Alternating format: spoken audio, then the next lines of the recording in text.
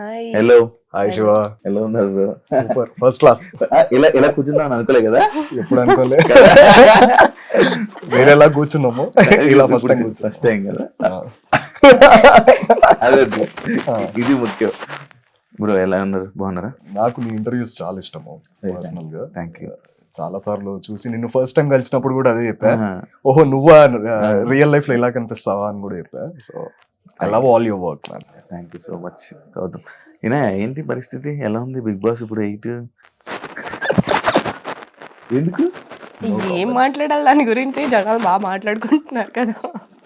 ఎందుకంటే వెళ్తావా ఒకవేళ పిలిస్తే? నేనా? పిలవలేదే. పిలిస్తే వెళ్తావా? నేను తన్ని వదిలి నేను ఉండలేను.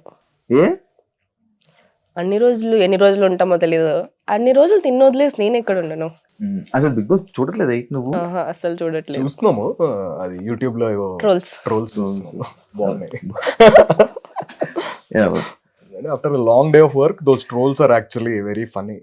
ట్రోల్స్ చేసేవాళ్ళు అంటే ఫర్గెట్ అబౌట్ వాళ్ళ మనోభావాలు అదంతా పక్కన పెడితే దే ఆర్ వెరీ క్రియేటివ్. ఈయన ఎలా పరిచయం అయింది? మేము ఇద్దరం ఒకటి ఫిక్స్ అయ్యాము.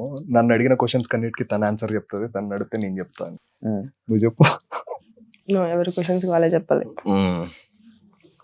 చెప్పరా. అలా హఠాత్ పరిణామం. హఠాత్తులు ఇవి కాదు. ఎలా పరిచయం అయ్యారు, ఎక్కడ కలిసారు, ఎలా కలిసారు? ఒక మ్యూజిక్ కాన్సర్ట్ లో కలిసాం. ఓకే. దానికి ముందు మేము తెలుసు, ఎలా just friends, friends, mutual friends ద్వారా తెలుసు. హాయ్ బాయ్ అంతవరకే, ఎప్పుడు మాట్లాడుకోలేదు.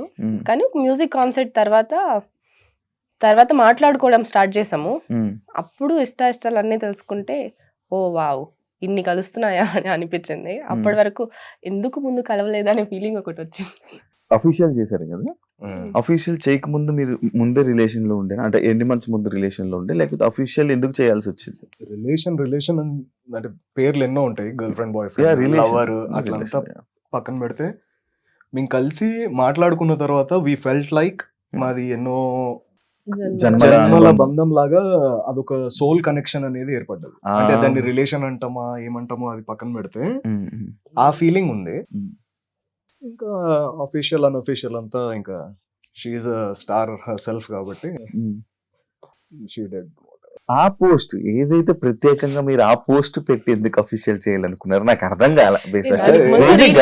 ఫస్ట్ రీల్ పెట్టాను, 2 రీల్స్ పెట్టాను, తర్వాత పోస్ట్. అది ఏంట్రా ఏదో బిహైండ్ ద సీన్స్ ఉండే కదా, ఏదో షూట్. యాక్చువల్లీ అప్పుడు మేము ఒక వెబ్ సిరీస్ చేసాము, అదే దాని దెబ్బకి అదే క్యాన్సిల్ అయిపోయింది.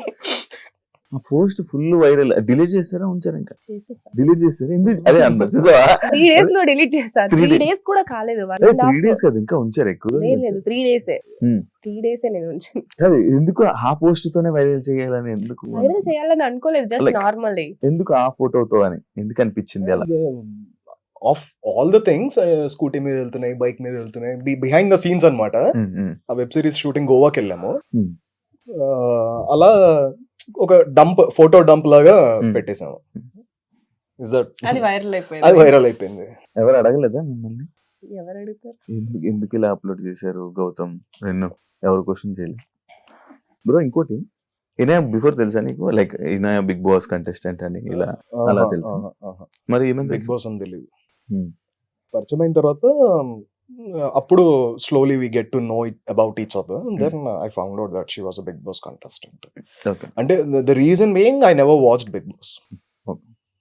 హిందీది ఒక సిద్ధార్థ్ శుక్లాది అవి చూసేటోండి, పాతది అది కూడా. Then I got busy with my work and I never watched Bigg Boss. ఇనాయది ఒక 2 episodes కూర్చొని చూసా, ఎంట్రన్స్.